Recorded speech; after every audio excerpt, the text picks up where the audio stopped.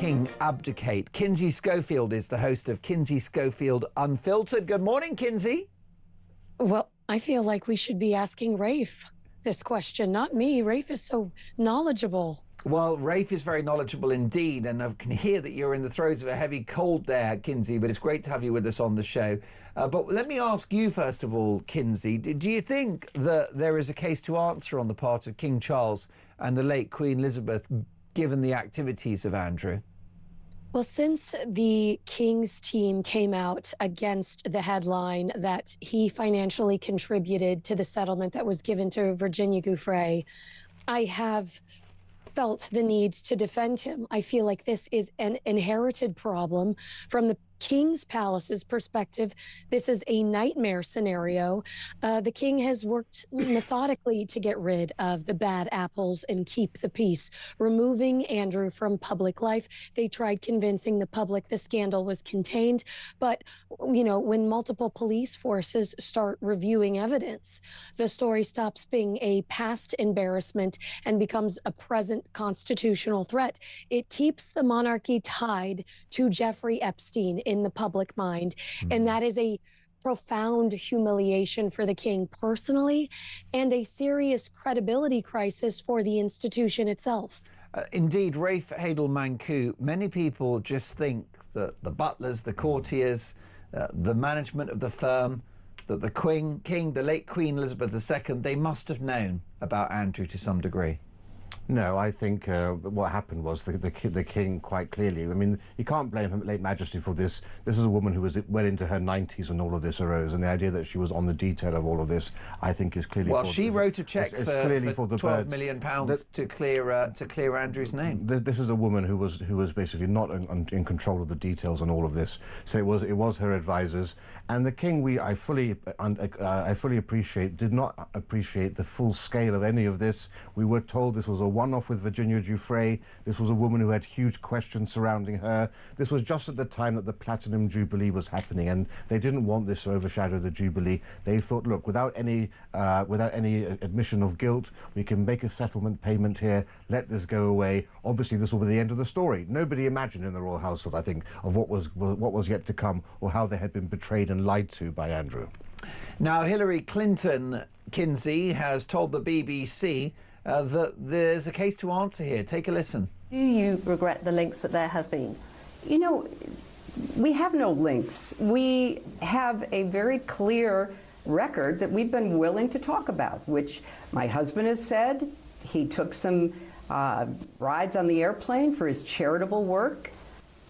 I don't recall ever meeting him. Did you ever meet Ghislaine Maxwell? I did on a few occasions, and thousands of people go to the Clinton Global Initiative. So it to me is not something that is really at the heart of what this matter is about. Does that look to be the case then, Kinsey, that Bill Clinton is home and hosed in terms of any serious links to Epstein? Ghislaine was at your daughter's wedding. I don't do enough charity work, I'll admit that right here, but my charity work usually does not involve a hot tub, Bill Clinton. I mean, like, that's ridiculous. Based on, if you search Bill Clinton's name and just search the millions of documents that were recently dumped, the Clintons are mentioned 1,193 times, Mark Dolan.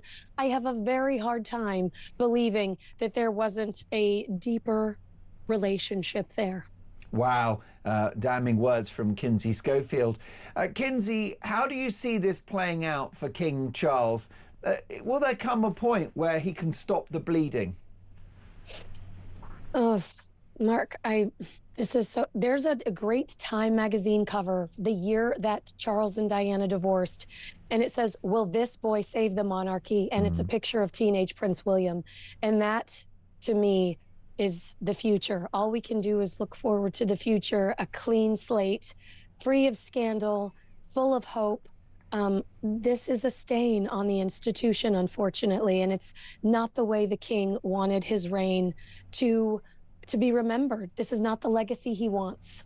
Is it conceivable, Kinsey, that the king would take one for the team and stand down in order to preserve the institution and let William take over, given the fact that William has no links to this story whatsoever? I think Rafe's going to be mad at me, but I'm going to say hypothetically, if the king were to do that, sacrifice himself for the future of the monarchy, he would not admit defeat in the Epstein scenario. And he would say, I'm doing it for my own personal health. I'm sick. I'd like to rest. Yeah, so that would be the sort of the fig leaf that would allow him to step down. Is it something that it would be in his nature to do you think, Kinsey? I think that he wants this job. I think he loves this job. He was born for this job. I think that it would be very hard for him to do that. What do you think about that, Rafe? Is abdication even 1% possible? Not at all. The king has no need to abdicate. The king won't abdicate. There's no constitutional facility for it. What if it involves saving the monarchy? We had an aberration. We're not anywhere near that point. There's no evidence that the effects of the Epstein case are putting the monarchy into such an existential crisis. How can the firm not have known that Andrew was a wrong? The point is, for the king, very much like and he's the head of the firm. For the king, very much like his mother, becoming king was a sacrament. This was we're the only country to still have a coronation where you physically crown the sovereign. This is a job you take for life. There's a solemn vow, a covenant with the British people, and he's still, not if you're presiding over a knocking shop. Look, let's treat this with due respect, I would say, because the king I've was got not, no respect for Andrew and his alleged crimes. Nobody does. On royal turf. Nobody has been a harsher critic of Andrew than I have. The point is, the king acted in good faith, having understood that Andrew was speaking to him as an honourable gentleman, which clearly now we know was not the case. He was lied and betrayed to. The monarchy shouldn't be the casualty of all of this. This falls squarely on Andrew, who should be called to testify. If anything, I think the king should compel his brother to actually comply with police requests for an interview. That might be another step for him to take. Abdication is for the birds. Kinsey, last word on this. Agree with Rafe. Well, I've got to say, I'm concerned about this. Andrew's nickname in the 80s was Randy Andy. Are you telling me that King Charles didn't know that his brother was a wrong-un? And you can't just bring a load of women into the palace for that not to be on official records. He is the boss. The buck stops with him. He's the CEO of the firm and of the royal family and of the monarchy. And I think there's a case to answer. I don't want him to abdicate. I don't want him to fall, but I do want the monarchy to survive. But let's talk about this with Andrew Lowney. He's the historian and author, of course, of the book entitled The Rise and Fall of the House of York. And I'm delighted to say joins us. Andrew, thank you very much. Pleasure. Really good. I mean, listening to and watching everything you've been saying, you're obviously on breakfast most days with JK talking about this. I mean, look, you were flagging for a lot of years there was something going wrong at the heart of the House of York. There's certainly big questions that need to be answered. What do you make of now 7 different police forces investigating particularly these what Andrew's links with Epstein, and particularly these so-called, I don't like this name, but the 90 Lolita Express flights. Tell us what they mean by that. Well, the Lolita Express is I suppose, just a term for the flights that were bringing in young girls who were trafficked either to some of Epstein's properties or to this country. And certainly there's some evidence now that off those flights, one of the women or young girls was taken to Andrew. But I do welcome this. I mean, I've been calling, as you say, for this for a long time, along with others, including the former head of Royal Security. I think it's much harder for them to duck the bullet now with 7 of them looking at them. I mean, it's extraordinary, just the overwhelming evidence for the sex trafficking and also for the misconduct in public office. I've offered my research, some of the stuff which I wasn't able to put in the book for legal reasons, to the National Crime Agency. I haven't heard back from them, but they're the ones who should really be coordinating all this. Yeah. I think the danger is that it doesn't have a proper coordination. But this is a good sign, and certainly what my sources are telling me is that charges will be levelled. My one concern is that the last thing the royal family want is a trial. I mean, they shut down the Burrell trial years ago. So are we going to have a trial, or are we going to have Andrew disappearing to the Middle East, rather like King Juan Carlos of Spain did, and avoid facing justice? I think there are a lot of questions, not only for the police, but also for the government. Why have they basically tried to, successfully prevented me from seeing any of the papers relating to Andrew's time as a trade envoy? I mean, I've been trying under FOI for 6 years now. And also, I think the palace have questions because they knew what was going on. I know that they were suppressing the story. They were using strong-arm tactics on the press. And the BBC today leveled a series of questions which they've refused to answer. I mean, this is the thing. I mean, we've spoken obviously to Di Davies, the former head of the Royal Protection Police, and he's always said, you know, that this must have gone all the way up to the top level. The idea that you know, Prince Andrew's only security detail, you know, didn't know where he was. Of course, they knew whether he was staying in Jeffrey Epstein Island or in his home, and who was visiting and who was arriving in Buckingham Palace. Of course, they keep records of these things. These must be still available somewhere, but have not been forthcoming. And of course, that this information would have gone to senior figures in the Met Police, and of course, it would have gone to senior figures in the royal household, whether it went all the way to the late Queen or indeed to the now King. We don't know, but that certainly seems to be the view of people who worked in the palace. Do you think that... Well, I can say, sorry to interrupt you, I can say, talking to people, in fact, I had lunch with someone yesterday in intelligence who had reported some of the things he had seen, including a $5 million bribe in Kazakhstan. And the Queen's private secretary told him there was no point, that she just wouldn't, there was, you know, he was protected and nothing would be done. So that's, I mean, that's an extraordinary. Again, we must say that no charges have been brought and denied any wrongdoing for legal reasons. But this is the thing: there have been rumours for many, many years about Andrew and his personal life. There were certainly a lot of question marks raised. Again, these things, as you know, because you've had to deal with the lawyers over your book and all your revelations there about where it's sort of hinting at sort of what was, you know, Randy Andy, what was he up to, but also his nickname was, but also there's his attitude when he was working as a UK trade envoy, and an awful lot of golfing and nice holidays being tagged on. But the allegations that, again, the police are looking into, no charges as yet, but the allegations that appear to be there in the Epstein files, assuming these documents are real, are far, far more significant of this. And frankly, in misconduct in a public office, he may not have been paid for that role, but he was absolutely acting on behalf of the government. That would, you know, that ultimate term, if convicted of any crime, would be life imprisonment. Do you think, realistically, we are going to have charges brought against, you say that you think charges will be levelled, but charges brought and a court case ever going ahead? Or do you think that the establishment will, royals, government, police, everybody, will just get together for this to never happen? Well, I hope that's not the case. I mean, I think there's quite a lot of public anger about this, that there's one rule for the royals and one rule for everyone else. Yeah. So, you know, I've been told that they are looking at this carefully, which is why there is a slight delay. They want to make sure they've got their ducks in a row. I mean, I just correct you there. I mean, he was paid. The Queen gave him £250,000 a year. He claimed... Well, he wasn't paid by the government, though, was he? But no, he was. He got huge expenses for these trips. I know expenses. I thought you said the Queen paid him, though, but that wasn't... I thought he... No, the Queen, he was paid a stipend, and he also claimed expenses. Right. And he was putting on those expenses things like the masseurs. Yeah. And those were being pushed through. Yeah. So, I mean, you know, he was tasked by the Civil Service, by the Foreign Office and Department of Business and Trade. But, yeah, the authorities have been very keen to move on Peter Mandelson, less keen to move on him. Again, just to pick you up, I mean, these allegations are clearly very, very serious, but they're also absolutely back up everything I found in my 5 years of research. And, you know, the question has to be asked, why, given I produced plenty of evidence when the book came out in August of both the sex trafficking and the misconduct, nothing was done at that stage, or indeed before, because some of these stories, as you say, have been appearing in the press for years. Yeah. So I think there are big questions about how the cover-up that's gone on. This is getting bigger than Andrew. It's getting to a sort of Watergate dimension. Well, that's the thing, isn't it? In the efforts to cover up actual, you know, because it would damage, quote, the firm by anything, you know, the Queen's son being involved, that is going to, it would appear, explode in their face. And as you say, the public anger over this is huge. And people, I mean, we openly laugh about the fact that there's no case to answer at all, but you paid 12 million quid to a woman that you didn't even know. And the late Queen, the current King and other members of the royal family contributed to that fund to pay the legal fees and pay Virginia Giuffre off.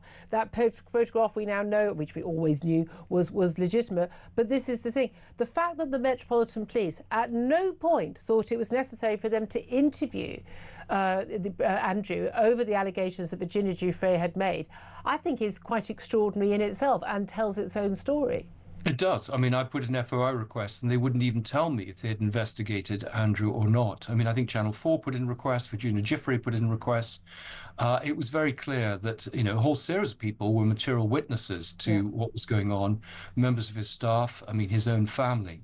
I mean, I'm afraid we still live in a very deferential world. And I think, that needs to change. I mean, if the monarchy is to survive, it has to adapt and modernize, and it has to be open to scrutiny, because what's clear here is this is also a national security question. The Chinese and Russian secret services penetrated this country through the greed of two of the members of the royal family, because there was no oversight of those individuals.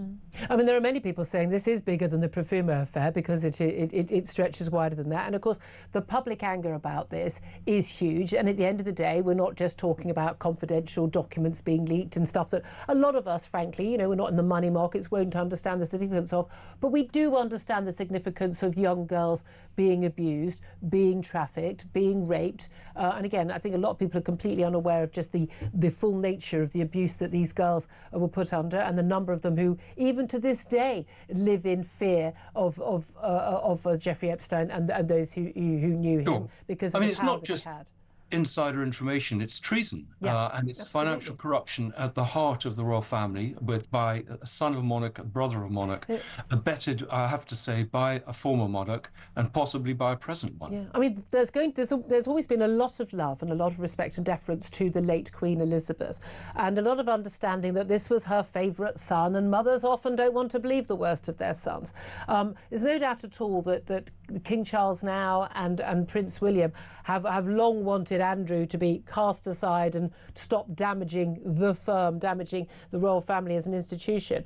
But do you think that actually those efforts to sort of, allow this to be covered up will end up actually causing more damage? Some people are talking about how this could actually, if it all comes out, and again, with X now, with social media, stuff that won't be printed by the papers, stuff that won't be allowed by the courts or the police, will have a way of getting out into the public domain, and then it does get discussed and reported, that actually this could end up genuinely being a risk to the royal family as an institution? Well, it's an opportunity for the royal family, as I say, to reform itself. I mean, if it's to survive, it has to address this issue, because if they don't, they're in big trouble. I mean, I'm sure William has no involvement in this, but I mean, I'm afraid the present monarch does. And they have tried to, I mean, you say he's tried to deal with it. I mean, he's given some fine words, but actually all the actions once it was in the public domain, all the actions that I know about are actually about shutting this story down for many years. And that is not going to work in the age of social media and a less deferential press.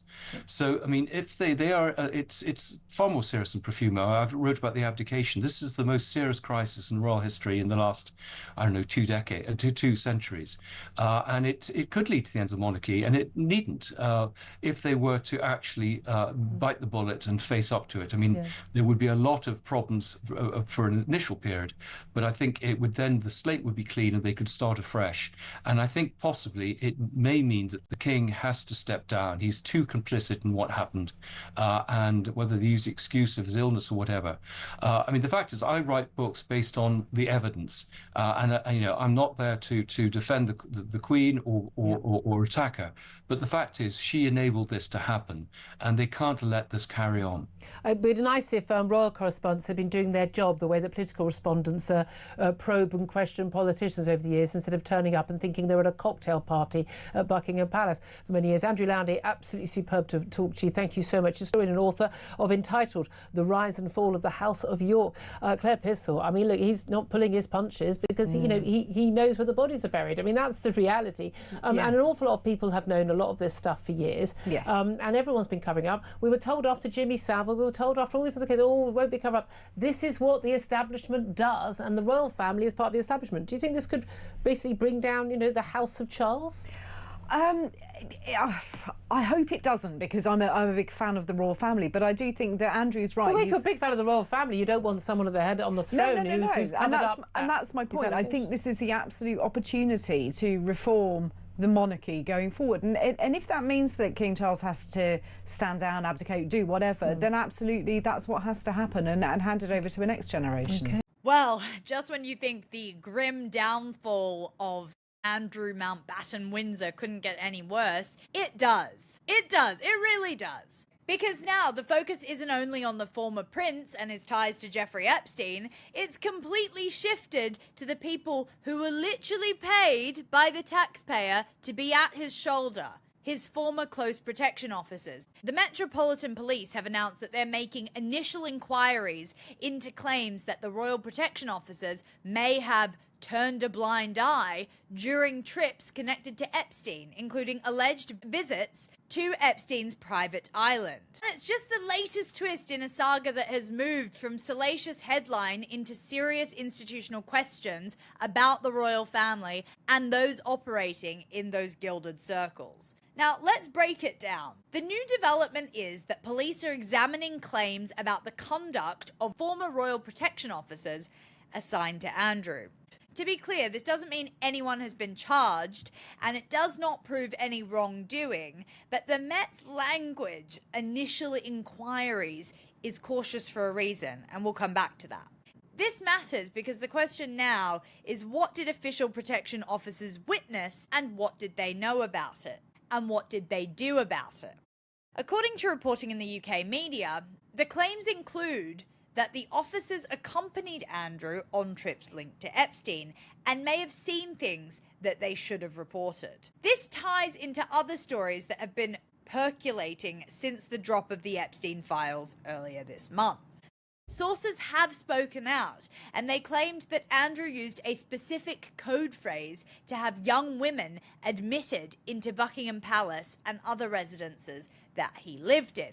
According to anonymous palace insiders, Andrew would allegedly call the duty office and say, "Mrs. Windsor will arrive shortly, please. Show her up. Let her in." It makes you want to throw up when you hear this type of terminology post what we now know about Andrew's very nefarious activities. Now, according to these sources, the phrase signaled to staff to admit a female visitor through a discreet entrance, sometimes with little or no formal security entrance recorded. And this is a real problem. You know, people think that the palace is this very, very secure building. It's very controlled who goes in and out. Now, it's reported that some of these people that were let in and out were Russian nationals, Eastern Europeans. That could potentially pose a massive security breach or security risk at that if they weren't even checked to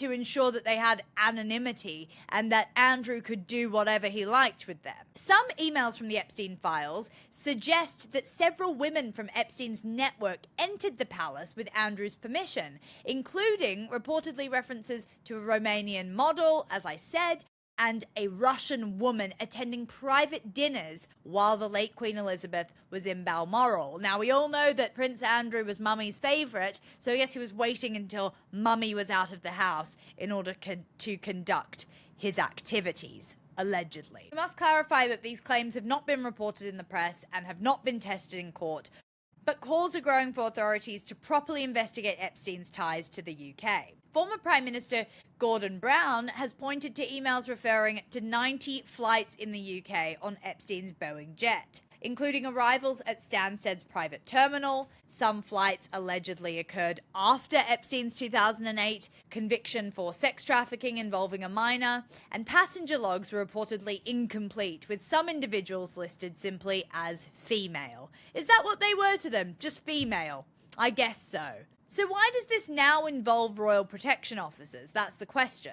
The Metropolitan Police protection officers were assigned to senior royals, and they are sworn officers. They are responsible for access, control, threat assessment, and reporting potential criminality. If these reports are accurate, then there are serious questions to answer. Were these victims formally logged? Were background checks carried out? Were protection officers informed? Were there reports that were filed? Who knows? Andrew has constantly denied wrongdoing in relation to this Epstein case, and obviously in 2022, he settled a civil claim in regards to Virginia Giuffre without admission of liability. So if secure royal premises were accessed through coded instructions, And if that intersected with individuals linked to Epstein's trafficking network, the issue becomes one of record keeping, accountability, and whether established safeguards were upheld by the palace and by him. Inquiry actually means checking what information's being alleged, confirming identities and timelines, assessing whether anything meets a criminal threshold, and deciding whether there's enough to escalate into a formal investigation. So the Met is being very careful here, and it's unlikely we're going to see any arrests made until a thorough investigation has been conducted. But it really does seem like there's one standard for Andrew and another for everyone else.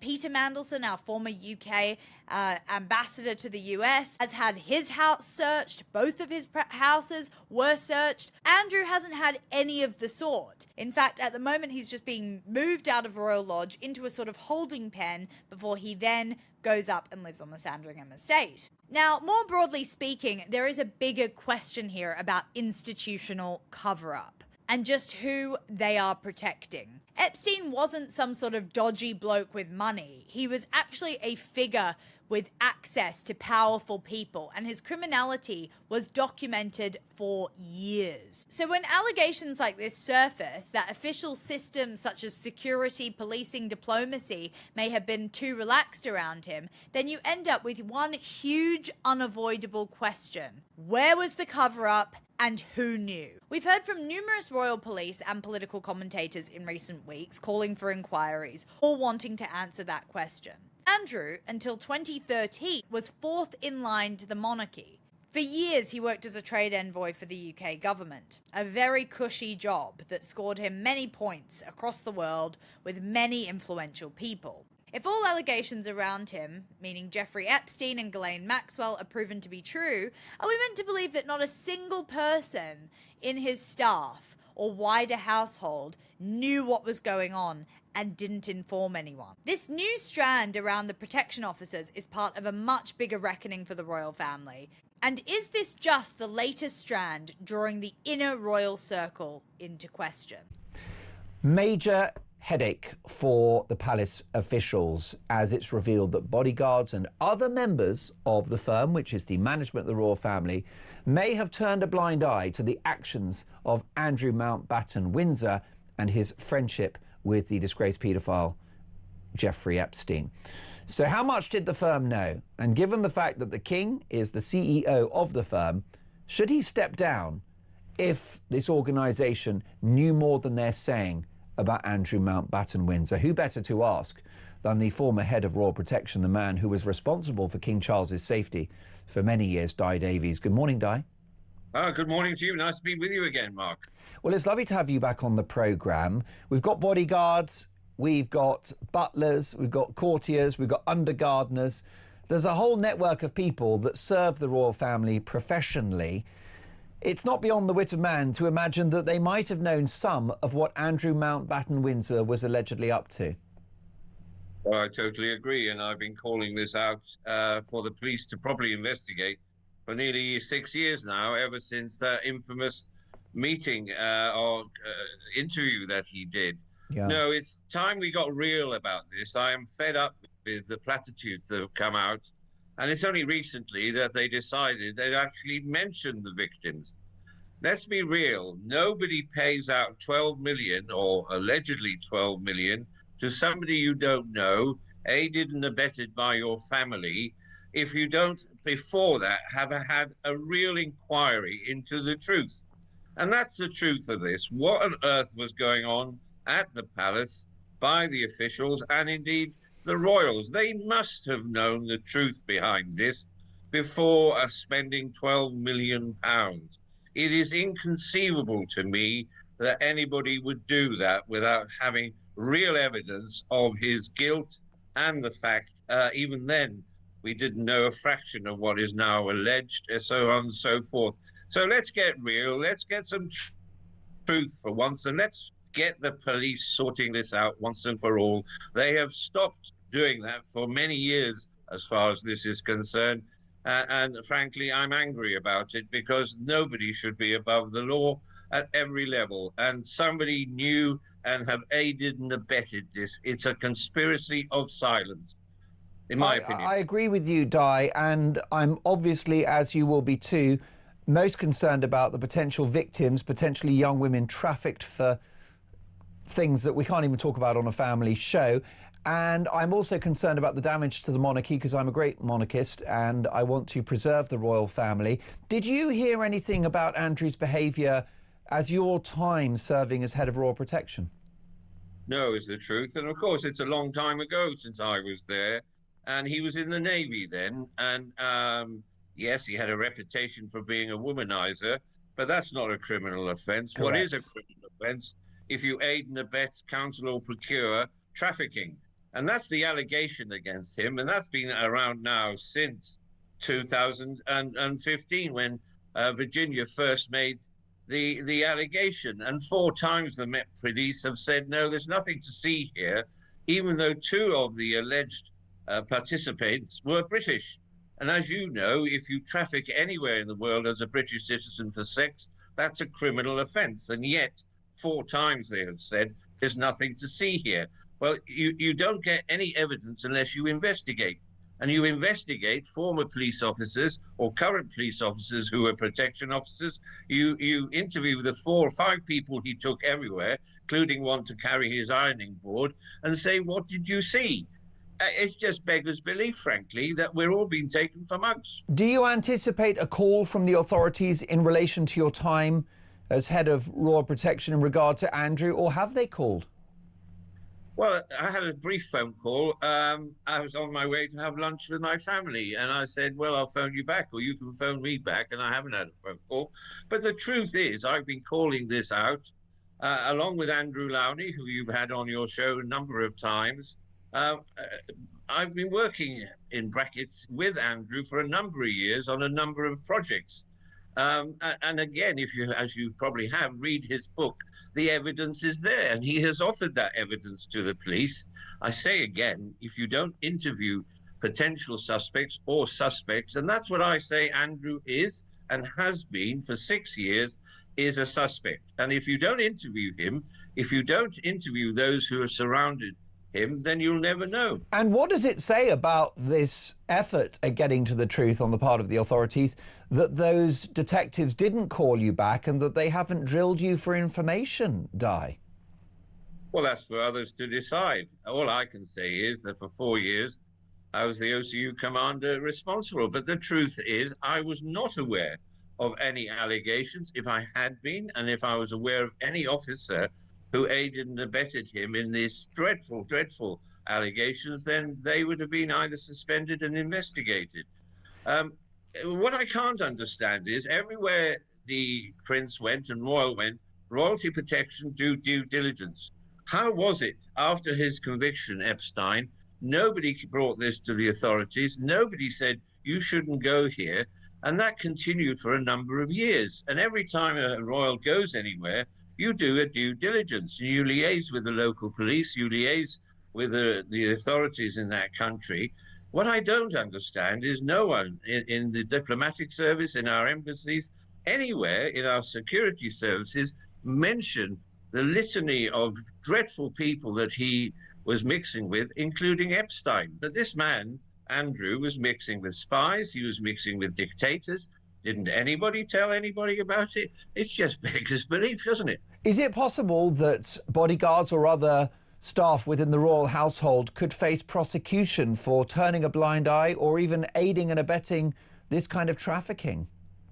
Well, yes, no police officer is above the law, including me. Do you have sympathy for them, though? Because we're talking about bodyguards and cops who have a livelihood, they've got mortgages. Are they going to be the ones to blow the whistle? Well, I've heard this said that people, apparently a former senior protection officer went on LBC and said, you know, people were fearful. Well, nobody was fearful in my time. I can assure you, if you came and told me X, Y, and Z, you would not be sacked. This is absolute nonsense that people in my position and likewise would sack you for telling the truth. I resent that allegation. It certainly didn't come to my notice. Are you sure there wasn't a culture of fear around Andrew's behaviour? Well, there may have been. I didn't detect that. When I was there, he had 2 senior officers and an excellent team, as far as I was concerned. and I had no misgivings whatsoever about that team. They were well led at that time by people who'd been with him a long time. Di, did he strike you as a bit of a wrong 'un when you served as head of Royal Protection? Just as a human being, did you have a distaste for Andrew at all or not? Yes. I did. He was an arrogant buffoon. Wow, arrogant buffoon.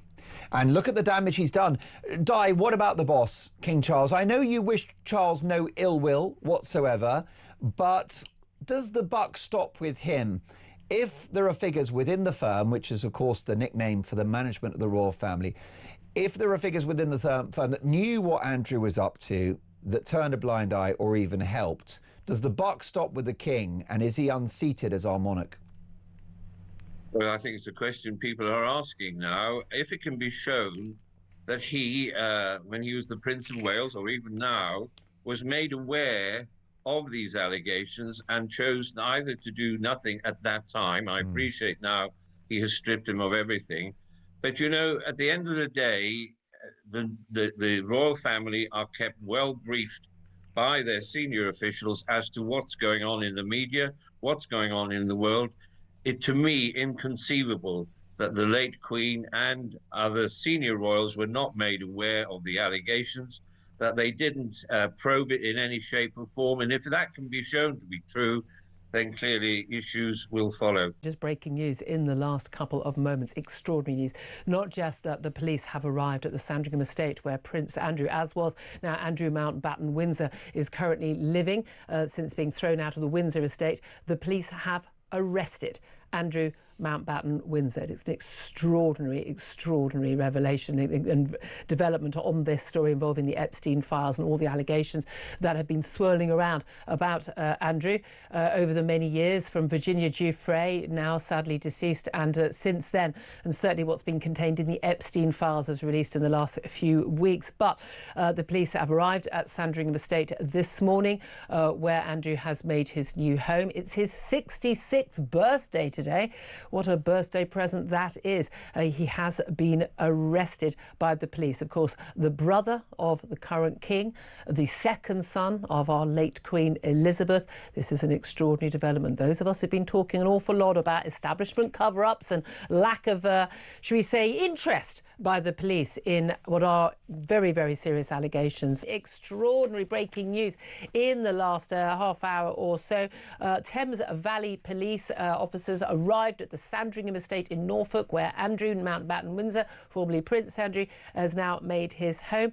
They've been searching that property in Norfolk, also property in Berkshire, and they've issued a statement. They have arrested a man in his 60s from Norfolk on suspicion of misconduct in public office, and the man remains in police custody at this time.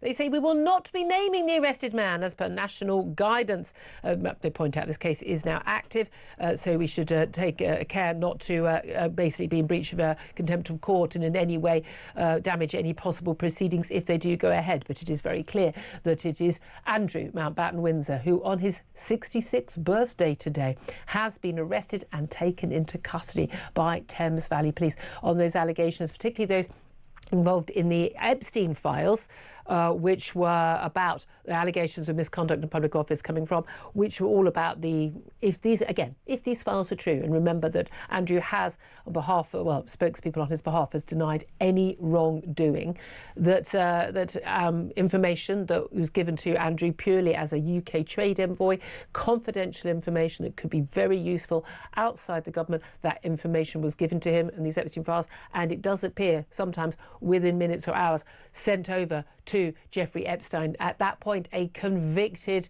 paedophile, his friend, financier, which would be a misconduct in public office. Well, Henry Hill joins us now as Deputy Editor of Conservative Home. We know this is an ongoing story, Henry, and I think a lot of people, including me, have been rather angry at the fact that the police seem to be taking their sodding time investigating what are very serious allegations against such senior figures as, the brother of the king, the son of the late Queen. But action now has been taken. We need to stress he's not been charged with a crime. We need to stress he said he's not guilty of any wrongdoing. But this is an extraordinary development. Oh no, absolutely. And I think this really highlights how difficult it can be for the police in a high-profile case like this, because, you know, there's lots of police forces involved here. It's not one monolithic national. There's at least 9 forces, I think, involved in looking at. Is it 9 forces? I think there are 9 different 7 forces. at the last. No, you're right. I think it is 9. I think yes. it is 9. Looking at this, so I wonder which one it is that's made the first move. But then, on the other hand, you see them. You know, I think it's his birthday today, isn't it? When they've decided to swoop in, and. As interesting as that is as a journalist, I think there is a little bit of me as a citizen that thinks, well, yeah, this is the police making sort of an obvious bit of a PR move here, I think, on the timing, which is slightly sobering. But I think, as you say, this is a live investigation, and so we're limited in how much we can really speculate about it. But when you think about how long this story has been rolling on, any hope that it would fizzle or fade away is now obviously completely for the bird. Well, indeed. And I think that a lot of people may be interested, and again, there are different allegations that are being investigated by different police forces. And again, Andrew's denied wrongdoing in all cases. However, the fact that it was, you know, many years ago when Virginia Giuffre first made the allegation that she had been trafficked by Jeffrey Epstein to have sex with Andrew, he denied having ever met her, and then bizarrely paid £12 million to her and for legal fees, mostly funded by the late Queen and by the current King, his brother, just a few years ago, to settle a civil case. But at no point it emerged had the police ever even bothered to question Andrew. Now, given what the police do spend their time bothering with, apparently not, you know, people being burgled or mobile phones stolen or the like, but they seem to bother certainly with the odd hurty tweet here and there. A lot of us find it extraordinary that someone who had faced such a serious allegation, although of course she was a minor in some jurisdictions in Florida as a 17-year-old, Virginia Giuffre was not a minor in this country, but given the seriousness of the allegations involving Andrew, and given that this is a man who was surrounded at all times by close protection officers who could verify where he was or where he wasn't at any time, or was he in a Pizza Express in Woking, or was he in a nightclub dancing with a woman who claims he's never met, that would have been so much more easy to verify than most of us who'd be racking our brains about where we were on any given evening or checking old diaries. There are formal records. A lot of us, I think, found it a bit bizarre that it took so long. And interestingly, of course, the arrest in this case is over the allegations contained in the Epstein files involving, you know, giving away, the allegations giving away government confidential information, not the possible abuse of trafficked young women. Yeah, that is an important thing to stress. Which perhaps most of us might care more about. Well, it also, but it does mean, if you're interested in sort of the minutiae of this, that I think misconduct in public office is one of those very strange common law offences, which means it actually has no maximum sentence. Yeah, it would be life. So yeah, you could theoretically do all send him. No, but it does involve deliberately believing that this would benefit someone else. There's quite a high threshold. Yes, but it's entirely judge-made because we've never put it in statute. But I think you're right. I think that it is important to stress that these are completely different allegations, and I suspect one of the reasons that they've been taken forward. Obviously, the British police do not have an amazing track record of taking allegations of sexual abuse seriously. Yep. But if we are to put the case for the police a little bit who aren't here we have a massive documentary tranche of evidence about something, whereas with the Virginia Giuffre stuff, one, she did accept a civil suit which involved non-admission of guilt, right? She didn't have to do that. Which is the normal reason why. Which, you know, but also if you look at if you were a police officer and you had to go only on the contents of that book, several other of those stories have fallen to pieces under scrutiny. There is evidence that the book was previously being shopped around in a slightly different form, and so you can see why you might not want to have a system where a series of potentially sensationalist allegations are not sufficient grounds for raking an individual through public life. Now, of course, it's not just the Giuffre stuff, because the Epstein network has been known about for some time, and I think that we should definitely have seen action before this.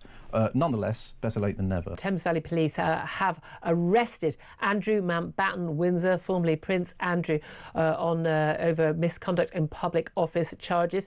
We're going to be talking about that right now with Di Davies, former head of Royal Protection. Good morning to you, Di. Good morning, Thank you Julian. for joining Nice us. to be back with you again. Well, I mean, again, extraordinary circumstances.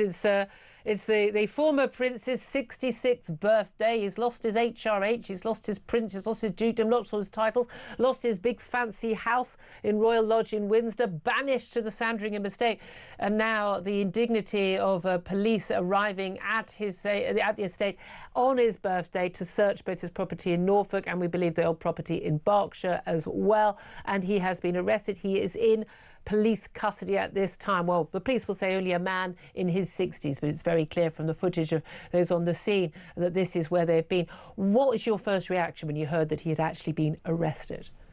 Well, at long last, is my reaction. I've been calling out for this, frankly, for nearly 6 years, ever since the allegation emerged back in 2015. Now, I know there's a lot of evidence that has to be gone through, and he hasn't been arrested, as I understand it, for sexual offences, exactly. but malfeasance in public office. But that appeared clear to me when we got to hear about the fact that he allegedly had asked his deputy press secretary to make inquiries into Virginia. That could, in my opinion, amount to malfeasance in public office. The term is misconduct in public office. Well, that's the interesting thing, that the allegations that we've been discussing against Prince Andrew, again, which he's always denied, he's never been charged with any crime, or not until this point ever been spoken to by the police, as far as we understand, about any alleged crime, that it's always been concerning Virginia Giuffre, the concerns about his relationship with a convicted paedophile in Jeffrey Epstein, and whether or not that he was part of the mistreatment and abuse and of these young girls and young women. Now, he's always, I must keep stressing, he has denied any wrongdoing, but what's emerged in the Epstein files in the last couple of weeks about, with documents, again, if they are valid documents, if they are true, of documents being given to Andrew when he was UK trade envoy, acting, as the official trade envoy for this country, being paid, the Queen paid him a stipend, he had huge expenses for that role, doing that role for his then mother's own government. If those documents are true, it appears he has handed over documents that are confidential to his big mate, convicted paedophile financier, which would have made them money. That goes much further. But do you think it's quite telling that he's been arrested on charges involving those allegations, it would appear, rather than the stuff we were discussing, the Newsnight interview and the stuff that's been on the front pages for how many years, and is the reason why he actually originally lost his HRH title? Well, I think this is the beginning. And with any case, you've got to start with what appears to be either obvious or is there in front of you. This is just the start, I would imagine. And again, as you rightly say, he hasn't been found guilty. At this stage, it's quite right that the police, Thames Valley in this case, have gone all the way to Norfolk to arrest him on issues regarding misconduct. But misconduct can have a huge variance in what that alleged misconduct is. So without a doubt, they will be probing that.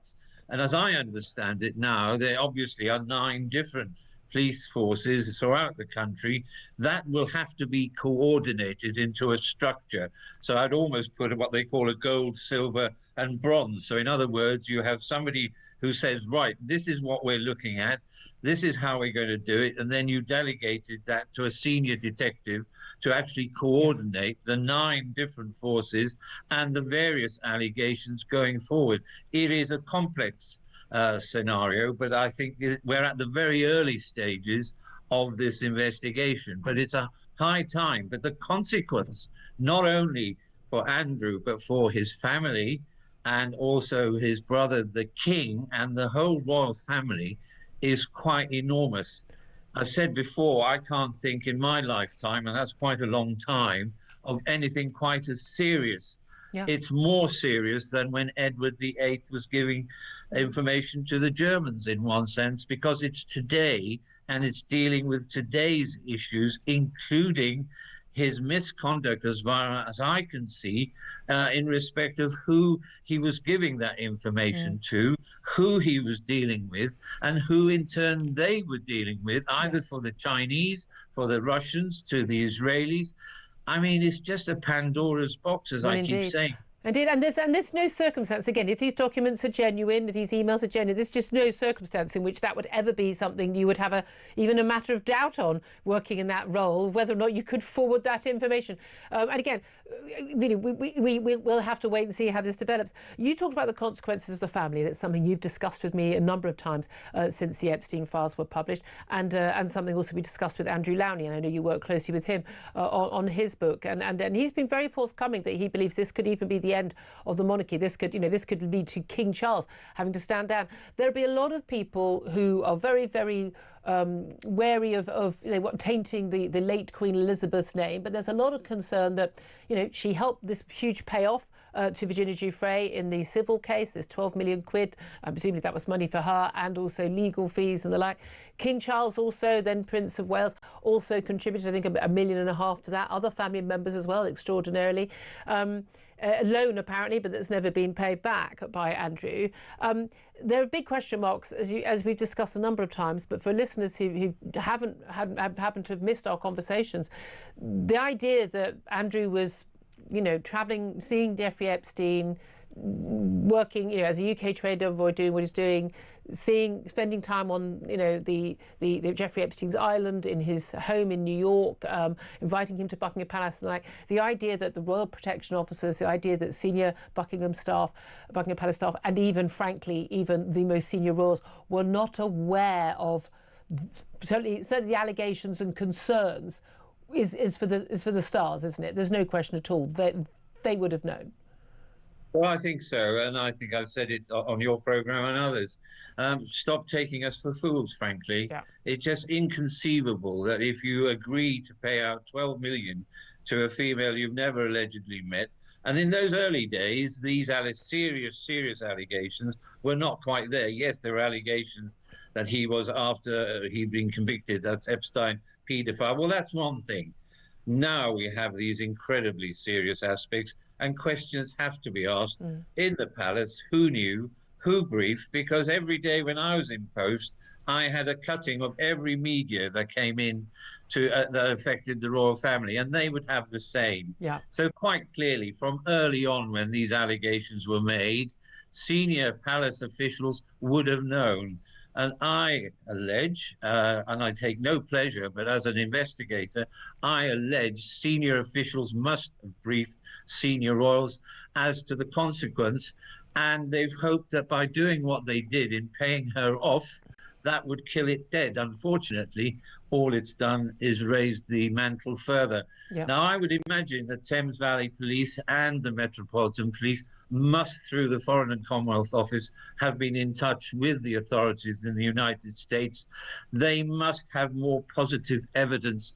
They said they've been assessing. They've had nearly a fortnight to assess. I think they've been working 24/7 on this because it is so serious. Yes. And as Andrew Mountbatten says, there are consequences for King Charles if it can be shown either he or his private secretaries throughout this period were aware and advised certain actions or not.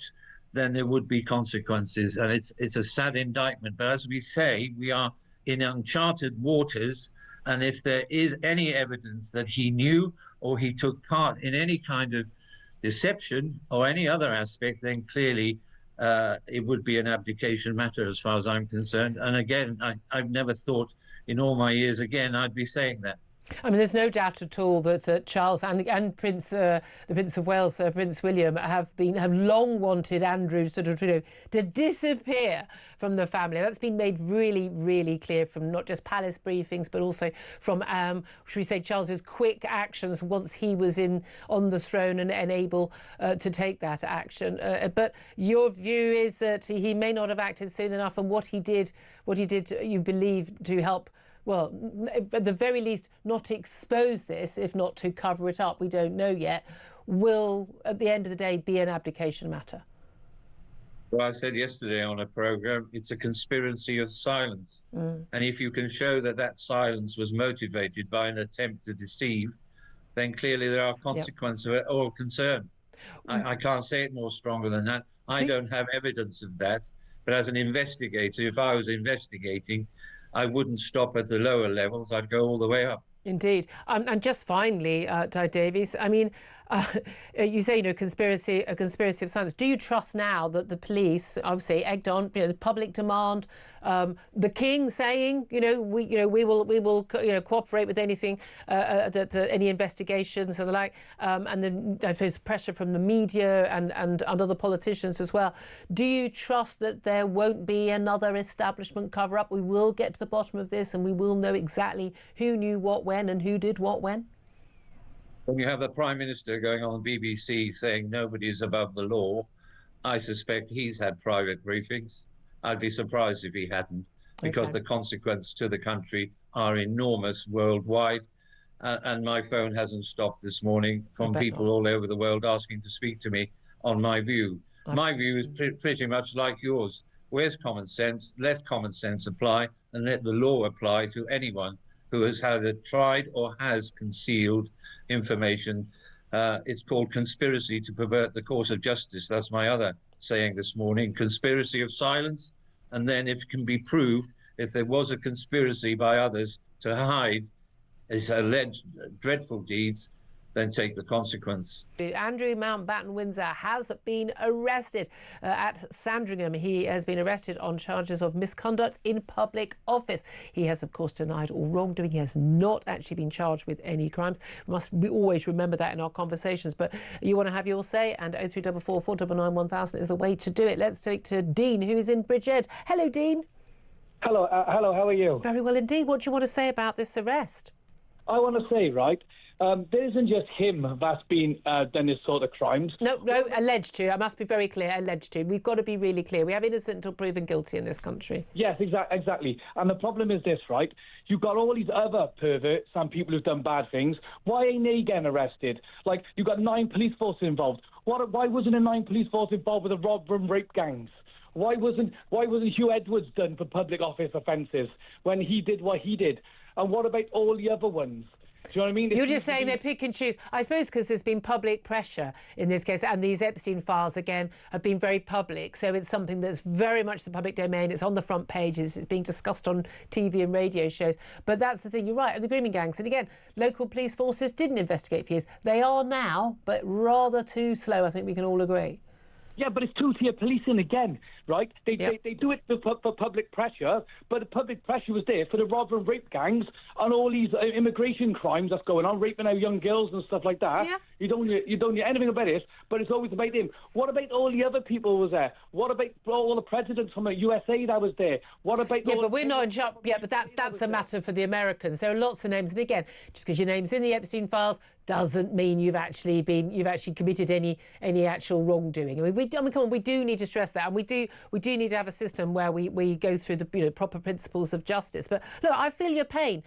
Why is anyone being arrested for a hurty tweet misgendering someone, for goodness sake, and the police don't have time to investigate the proper crimes that we are all actually concerned about? It is a complete. I mean, it's an Alice in Wonderland priorities for our police forces. Yes, exactly. And the thing is, though, this right. I know he was a former prince and that type of stuff, right? But he hasn't been fingers of a crime. Like I said, he did pay the £12 million or whatever to the person to try and seal it. But like I said, he hasn't been done for the crime. What the police are doing now is wasting valuable policing that could be done now for other serious crimes. You're saying of child rape. Too many resources are going into this because it's high profile now, and where they could be going on other crimes that actually have long missed out on investigation. Yeah. Like other ones, like you hear these young girls. Oh, it was their own fault. Yeah. Being raped is not their own fault. Exactly. When anyone refers to a child prostitute, you always just, frankly, I just want to slap people in the face for doing that. Dean, I understand your frustration, completely get it. Thank you very much indeed for that call. Georgina is in London. Georgina, off you go. Good morning, Julia. Well, what a shenanigans this has turned out to be. This man, Andrew Mountbatten-Windsor, is now a walking liability for our royal family. He and his wife, ex-wife, Sarah Ferguson, you can't let these people walk around doing what they're doing. They must be brought to account for their actions. Andrew Mountbatten-Windsor allegedly has been giving secrets to the late Jeffrey Epstein. And if they find out, which they're making investigations now, that he has done that, then he will be incarcerated. They wouldn't have taken him in otherwise. He's got to be treated like any other man. And I think that the king is totally fed up with his behaviour. This is the only way that he's going to get his just desserts. He's been allowed to run amok for years doing what he wanted, Julia, and it's about time that he was actually made to pay his dues. Well, again, I must stress, that he has not been actually charged with a crime, and that he has always said he's denied any wrongdoing. I think it's really important we keep remembering that. But certainly he should be questioned by the police, and he should be asked to account for himself, given the serious nature of a number of different allegations against him. Well, the allegations that have been brought against him, as far as Virginia Giuffre is concerned, and now these allegations, they are very serious allegations, and he's been walking around as if he hasn't got a care in the world. Yeah. Julia, if you play stupid games, my love, you win stupid prizes, and that's what he's done. Okay, thank you, Georgina. All right, we're going to have to leave it there, Georgina. Again, I'm going to keep the phone lines open on this, but I really think, we cannot be judge and jury on this one. We all have our opinions. We've all been discussing this for many years. The moment someone is arrested, certainly more if he is ever charged with any wrongdoing, then of course the discussions are affected by that. And I know they're not in America, and America tells us off and says, we should have more freedom of speech.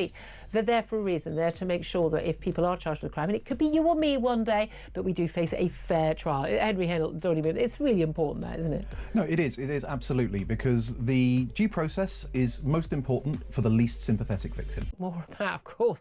Andrew, as was Prince Andrew Mountbatten-Windsor, being arrested by Thames Valley Police over accusations of misconduct in public office. He is currently in police custody. His home in the Norfolk estate, in the Sandringham estate, is being searched, as indeed we understand is Royal Lodge's former home in Berkshire, of course. Let's talk about this now with the former royal editor of The Sun, Charlie Ray, joins us. Charlie, thank you very much for joining us. It's an extraordinary development in this story. I think the one that will come as a surprise to a lot of us, not least to Andrew on his 66th birthday. Well, yes, if he thought the old Bill were just turning up with a cake, he had another thing coming. There certainly won't be a file to get out of jail quickly on this one. But yeah, absolutely extraordinary what's happened today. Very serious allegations have been lodged against him. As you quite rightly say, the police have arrested him and he's now in custody. He's going to have a lot of answers to an awful lot of questions. And it won't be just Emily Maitlis in that Newsnight interview. These will be guys who will be really, probing exactly what he did, when he did it and how he did it. Yeah. And they've got, we think they've got certain pieces of evidence, because there are emails which suggest that he gave away certain secrets, confidential matters, allegedly. Yeah, and again, it is, we must stress that he has denied any wrongdoing. And of course, it all depends on whether these documents contained in the Epstein files are genuine. And of course, there's quite a high bar for misconduct in public office in terms of your intentions when you do so. I mean, the various different defences to that. Let's just go back a bit, though, because I've known you for many years. When I was a news reporter, we'd be out on the beat, on the doorsteps. And you were a royal editor, you were a royal reporter for far too long, longer than we can remember. You got close to the Queen used to come over and say hello to you, the King, William and Kate, they know who you are. They chatted with you. You know these people. Your dealings with Andrew, when he was Prince Andrew, he always had a reputation. There was Randy Andy, there was reputations, with the women. There was also, there was a time when he was a war hero when he had fought in the Falklands, but also when he was a UK trade envoy, and that's what these allegations relate to. That he was basically, having a nice time, swanning around the world, being very arrogant and rude to people, playing golf at our expense. What was the Andrew that you met? What was he like? What is he like? Well, I met him several times, interviewed him a couple of times for, he was the patron of the NSPCC, if I remember, one of their campaigns, and I interviewed him then. He was always an arrogant man, Julia. There was, when I've met other members of the royal family, it's always been you know, after you go through the formalities of ma'am and everything else, it's always been, you know, happy conversations. You could have a laugh and a giggle with him. There was nothing like that with Andrew. I mean, he made it clear to you, I am a prince of the realm and you are well below my standing. Yeah. Let's not forget that, you know. So he was always a very difficult. There's always just two types of roles. There's the Andrew ones who want to make it clear that they've got a royal position and you should remember who they are. And then there's the others. Yes, you remember, there's respect and everything else, but they do come across as actually got some sort of humanity. And, you know, a bit, I like you, Julia, I like people who enjoy life. I like people who have a giggle and a laugh with you and, you know, talk to you properly. Yeah. And well, I don't like being talked down to, that's for sure. No. I'm like you. He didn't actually talk down to me, but I wasn't exactly comfortable in his company because I just knew he was a bit. You know, well, not a bit arrogant. He was more. Yeah, I mean, this is something I've heard from many people who've had dealings with him. There's the thing about these allegations, of course. These are allegations contained in the Epstein files, and again, they're denying of any wrongdoing. But a lot of people might be wondering, well, hold on a minute. There've been allegations against this man for a very, very long time. Sure. Police never even bothered to investigate after the allegations from Virginia Giuffre. Now, my guest Henry Hill is pointing out that these things have never been tested in court, even in the civil case that was brought by Virginia Giuffre in the States. There was a payoff. There was a non-disclosure agreement, all of that. Well, certain amounts of non-disclosure, an awful lot's gone in her books, but she sadly is no longer here, having taken her own life, as many victims of abuse, and we know she was a victim of Jeffrey Epstein, do sadly do. But a lot of people wondering, like, well, how come it's these allegations contained in emails about misconduct in public office that have seen the first arrest of this man, rather than him ever being questioned over goodness knows how many years, the best part of a decade, over the allegations of wrongdoing in relation to young women and girls? Well, this has surprised me as well, Julia. I cannot understand why the police did not at least speak to Andrew about the allegations made by Virginia Giuffre. There wasn't anything the police here could do about allegations that were in the States, because that's a different organisation completely. But she was claiming that she was trafficked to London to be with the prince. Now that surely is something that can be challenged, as well as what did the bodyguards actually know? Did they turn a blind eye? They had. I think the Met actually had a cursory look at one of the bodyguards and said, "Well, there's nothing here. Move on." Well, that's not good enough. But that was a specific allegation, again contained in leaked Epstein files, that Andrew had said to one of his bodyguards, or written to him, saying, can you dig up some dirt on Virginia Giuffre? Now, simply asking that would be misconduct in public office. A police officer then doing that would absolutely be misconduct in public office by that officer, but we've had no investigation. How that poor officer was supposed to try and work out something that was, a United States Social Security number, everything's based in the net. How are you supposed to work that out from Windsor? I mean, it's an impossible. One can only think, well, he clearly didn't do it, because how could he possibly do it? But they still need to have a look at. I mean, there are, in one of the emails, I think it quite clearly states from Epstein that 2 of Andrew's bodyguards were actually with him at that house in New York. Now, unless they were walking around blindfolded and cotton wool stuck in their ears, they must have seen something or other. They may not have been in the same room as Andrew and whoever else he was. And we've got the same on the island, and we've got testimony from staff and indeed from many others who've been on that island, and some of the young women who were victims. It was just, it was impossible to ignore. Again, lots of questions to answer, but this is something that we've discussed with Di Davies, who you had on the show earlier, former head of Royal Protection, and indeed Dickie Arbiter, who was press secretary to the late Queen, and he's coming on the show later. And they both said in recent months, look, and Andrew Lowney, the royal author as well, the idea that this information was known by Royal Protection officers, that it didn't go to senior, Met officers, that it didn't go up the chain of command in Buckingham Palace, that the Queen's, most political, private secretary didn't know, that the then Prince of Wales, now King Charles's senior staff didn't know, and that they didn't know, is questionable. Do you think there are now issues for the monarchy as a whole, and does this arrest perhaps help King Charles, or does it hurt him because the damage is being done to the royal institution? But there's also an element where people are going, no one's above the law.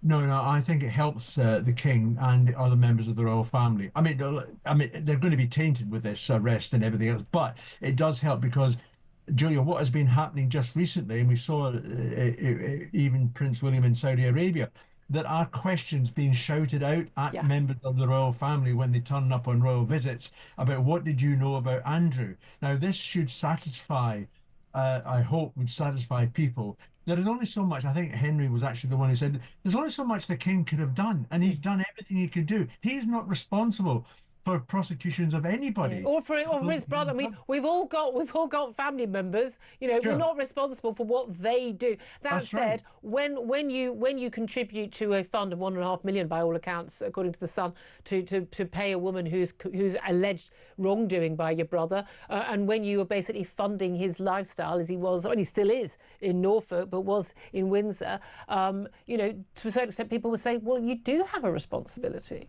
But the king is funding his lifestyle at the moment out of his own pocket. It's not coming out of your purse or my wallet or anything like that, or your viewers and listeners. So it's not coming out of taxpayers' money. So from that point of view, there is not much else the king or the Prince of Wales could have done. They've done everything they possibly can. We now got to wait now for the law to take its process. Yes. And I would hope that we don't forget about those poor innocent victims, that the other allegations surround about, that they are in still time for them to be investigated as well. I know Virginia Giuffre's died, unfortunately, but there was this supposed Russian girl who was shipped in here and who went to Buckingham Palace. Well, we don't know what happened behind closed doors, but clearly, you know, she wasn't there to read his fortune. No, and not there for his great conversation. We've got 9 different police forces working together, haven't we? Charlie Ray, great to hear from you, former royal editor of The Sun. I have a feeling we'll be talking about this for quite some time to come. We should start, of course, with that arrest of Andrew Mountbatten-Windsor, arrested and is now in custody on suspicion of misconduct in a public office. Were his movements still just a convenience? We're staying at the house of a convicted sex offender. It was a convenient place to stay. It was a convenient place to stay. There it is. Astounding. It was just that. It was a convenient place to convenient, stay. Yeah. I mean, I saw this and I was like, well, this is monumental. And then, you know, the king seems to have, to a degree, come out and said, you're on your own, brother. And that's how I've taken to read that statement, because all of this seems to be very clearly in one line, that they're going after the misconduct in a public office, and that's rather because I don't think they've really got the evidence to get him on anything else. Yes. So they've used this particular bit of legislation because it's common law. It's not a strict statute. It's not like primary legislation. So it's always done mainly by judges' interpretation. So there's a lot of flexibility in it. However, the standard is very, very high to hit. So you've got to not just be a kind of a public official, but you've got to have the trust of the public, which is a very specific thing in law. And then, you know, you've got all these other little bits of the kind of the process to go through. But I tell you now, the reason they've taken so long is I think they've had to get the ducks in a row, because if you go for Prince Andrew and you miss, I think the public would be absolutely enraged. So everybody's saying, like, why is it taking so long? I think they've had to get everything sorted before they've made a move. Is this a case, though? Because the police have had a lot of criticism over the years for a lot of things around, I suppose, establishment-type areas. They haven't acted fast enough, whether it's on the issue of grooming gangs, whether it's on the issue of areas where high-profile people could have been involved. And they've been accused, you know, fairly relentlessly of not acting fast enough. Some would say this was such lightning speed. And, of course, the police would perhaps say, well, hang on, you know, in order to be able to fulfil an investigation, by definition of the kind of offence that it is alleged to be, you need his phone. You need his computer. So the investigation hasn't really started yet. This is just the start of it, and they might get to the end and go, nothing to see here. Because it could go on for a long time. Oh, it definitely will do, I think, because, you know, Prince Andrew doesn't go down without a fight. But what I will say, though, is I do think this one is rather unique, is because we've had the Epstein files, we have the emails, they have the physical, data, and, you know, all the evidence and things. So this one's easier to move quicker on because it is a little more kind of straightforward, because you don't have to do the full investigation kind of, you know, all the interviews of witnesses and all this kind of stuff. Yes. Because this one has literally got emails with his email on it, and, you know, they've got that side of it. So they can move quicker there, but... What happens to you, though? What happened? I mean, there is this potential of life imprisonment. But then I think littering is still technically life imprisonment. Yeah. So